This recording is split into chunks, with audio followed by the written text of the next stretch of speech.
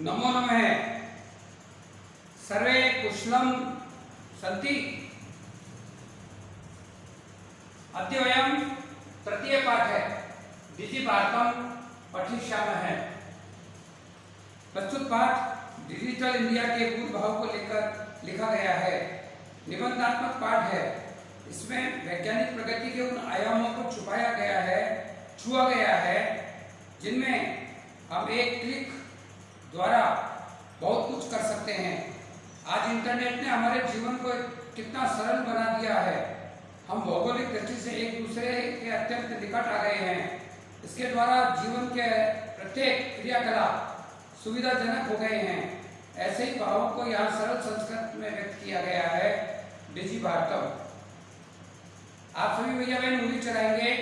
मैं उन शब्दों को का हिंदी अर्थ करूंगा। अद्य संपूर्ण विश्व डिजिटल इंडिया तस्य चर्चा सुनेते।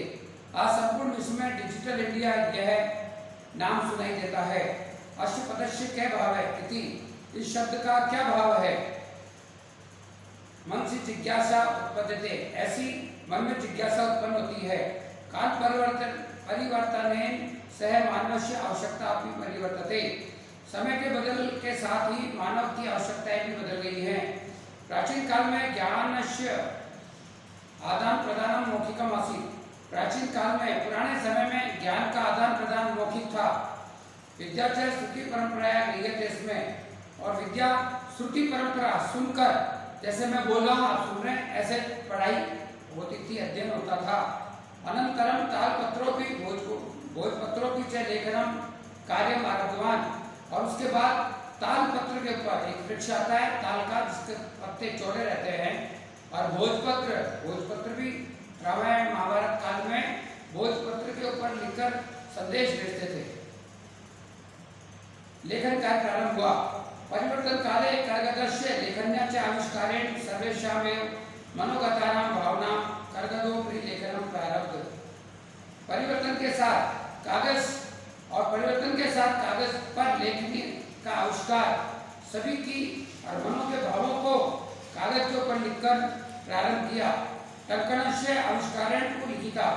टंकण का आविष्कार पर लिखी हुई सामग्री टंकिता इति बहुकालाय सुरक्षिता अतिष्ठत्। टंकण पर जो टाइप कहते हैं अंग्रेजी में, टंकण यदि टाइप करते थे पहले, उस पर लिखी हुई सामग्री कई वर्षों तक सुरक्षित रहती थी। वैज्ञानिक प्रविधि प्रगति यात्रा पुनरपि अग्रे गता। वैज्ञानिक तकनीक, प्रविधि यानी तकनीक, वैज्ञानिक तकनीक की प्रगति यात्रा और आगे बढ़ी। अद्य सर्वाणि कार्याणि संगणक नाम के नियंत्रण साधितानि भवन्ति। अब सभी कार्य संगणक नामक यंत्र पर किए जाते हैं। साधितानि यानी किए जाते हैं। संगणक हिंदी शब्द है, अंग्रेजी में कंप्यूटर कहते हैं। समाचार पत्राणि पुस्तकानि च कंप्यूटर माध्यमेन पठ्यन्ते लिखन्ते च। समाचार पत्र और पुस्तकें कंप्यूटर के माध्यम से पढ़े और लिखे जाते हैं। कर्गद उद्योगे वृक्षाणाम उपयोगे वृक्षा कर्तयन्ते। इसमें कागज का उद्योग वृक्षों के उपयोग यानी वृक्षों को काटने से कागज बनता है। परम संगणकस्य अधिकारेण प्रयोगेण वृक्षाणां कर्तने न्यूनता भविष्यति इति विश्वास है। लेकिन कंप्यूटर संगणक के अधिकाधिक प्रयोग से वृक्षों के काटने में न्यूनता आएगी, यानी वृक्ष कम करेंगे, ऐसा होगा, ऐसा विश्वास है। अनेन पर्यावरण सुरक्षा या दिशि महान उपकारो भविष्यते। और इससे पर्यावरण सुरक्षा की दिशा में बहुत उपकार होगा, यानी अच्छा होगा, भला होगा।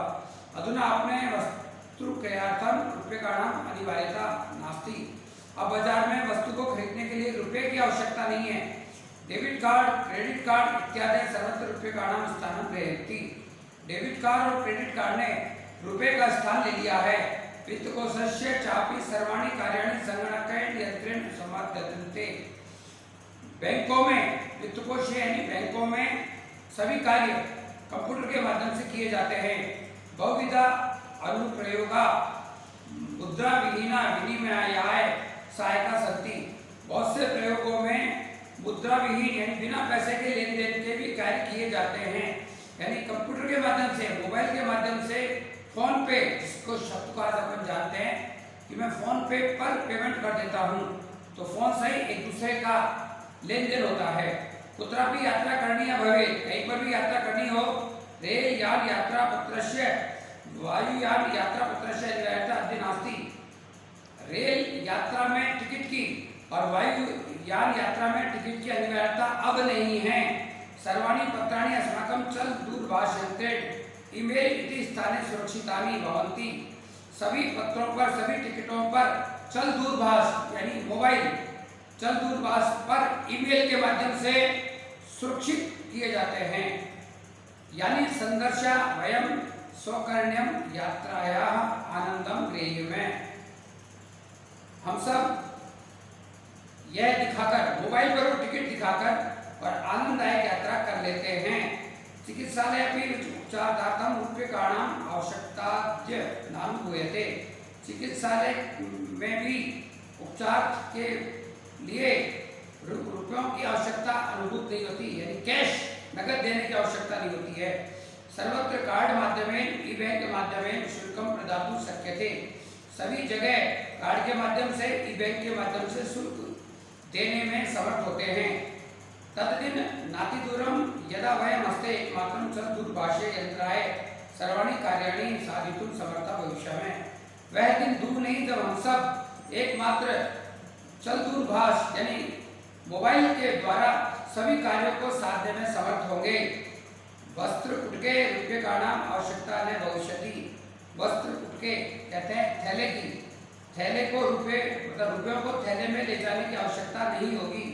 पासबुक, चेकबुक इत्यादि आवश्यकता न भविष्यति। पासबुक और चेकबुक की भी आवश्यकता नहीं होगी। पठनार्थम पुस्तकानाम समाचार पत्राणाम अनिवार्यतया समाप्त प्राय भविष्यति। पढ़ने के लिए पुस्तकें और समाचार पत्रों की अनिवार्यता प्राय समाप्त होगी। लेखनार्थम अभ्यास पुस्तिका कर्कटस्य वा नूतन ज्ञानान्वेषणार्थम शब्दकोशस्यापि आवश्यकता न भविष्यति। लेखन के लिए अभ्यास पुस्तिका और कागज, नूतन ज्ञान के अन्वेषण के लिए शब्दकोश की भी आवश्यकता नहीं होगी, यानी डिक्शनरी। शब्दकोश कहते हैं डिक्शनरी को, हिंदी, संस्कृत और अंग्रेजी तीनों में आती है, तो उसको देखने की आवश्यकता नहीं होगी। गूगल पर हम सर्च करेंगे, जिस शब्द का अर्थ नहीं आएगा वो बोलेंगे तो वह बताएगा। अपरिचित मार्गस्य ज्ञानार्थम मार्गदर्शकस्य मानचित्रस्य आवश्यकता अनुभूति अपनी न भविष्यति। अपरिचित मार्ग, जिस रास्ते को हम नहीं जानते, उस रास्ते पर भी हम जाएंगे तो उसको गूगल को सर्च करेंगे और उसमें हमारी गाड़ी में उसको लगा देंगे तो वह अपने आप मार्ग बताता हुआ हमको ले जाएगा। एतत् सर्वम एकमेव यंत्रेण कर्तुं शक्यते। यह सब एक ही यंत्र से करने में समर्थ होंगे। शाकादि क्रयार्थम फल क्रयार्थम विश्राम गृहेषु कक्षं सुनिश्चितं कर्तुं चिकित्सालय शुल्कं प्रदातुं विद्यालय महाविद्यालय चापि शुल्कं प्रदातुं किं बहुना दानमपि दातुं चल दूरभाषयन्त्रेणेव अलम्। सब्जी आदि खरीदने में, फल आदि खरीदने में, विश्राम गृहों के कक्ष को सुनिश्चित करने के लिए, चिकित्सालय का शुल्क देने के लिए, विद्यालय महाविद्यालय में शुल्क देने के लिए और कई जगह दान देने के लिए नगद पैसे की आवश्यकता नहीं होगी। चल दूरभाष यंत्र से ही पर्याप्त है। दिशि भारतम इति अस्याम दिशि वयम भारतीय द्रुतगत्या अग्रेसरामे। दिशि भारत, ऐसा इस दिशा में हम सब भारतीय द्रुत गति से अग्रसर हो रहे हैं, उसकी ओर बढ़ रहे हैं। इति धन्यवाद है। सभी भैया बहन इस पाठ का अर्थ करके लाएंगे और कल फिर अपन इसके प्रश्नोत्तर पढ़ेंगे। इति